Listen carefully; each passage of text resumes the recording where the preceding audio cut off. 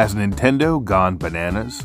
Look at the price of this console. It's outrageous, right? Not really. When the Atari 2600 launched in 1977, it retailed for $199, meaning if you were to buy that exact same console today, it would be an eye-watering $1,053. But that was at the very beginning of video game home consoles even being a thing, right? So what about the original NES? When it launched in 1985, it cost $149.99. Adjusting for inflation in 2025, that would be $440.79. Let's do one more console for good measure. When the Xbox 360 launched in 2005, you had two models. The bare-bones core Xbox unit for $299, and then there was the upgraded 20GB model that had a headset, some other goodies, and was priced at $399. Just for the sake of argument, let's go with the cheap seats at $299.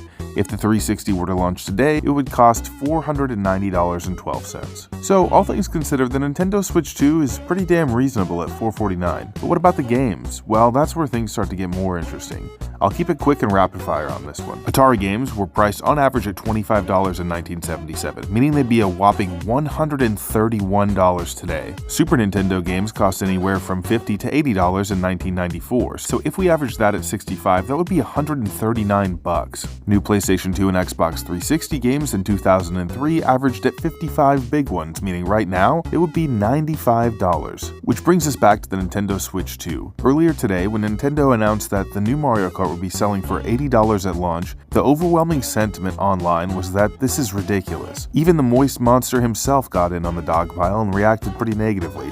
I personally understand why folks wouldn't be happy about this, but as a classic game collector and resident 90s boy myself, it kind of makes sense. I mean, it's a far cry, pun intended, better than something like the absolutely embarrassing Assassin's Creed Shadows, which launched just over a week ago with a digital Ultimate Edition for a ball-busting $130, with the only extra content being a season pass and some cosmetics, 3 days early access, and one lousy bonus mission. Jesus fucking Christ, that stinks. But honestly, none of this really matters anyway, because when GTA 6 comes out at the end of the year, it's expected to release for $100 for the single-player experience, and people are going to eat it up like cotton candy at the county fair. Speaking of fair, after all this context, does it change the way you feel about the Nintendo Switch 2 pricing? Let me know in the comments below, and I'll see you all over the next Digital Horizon. Cola out.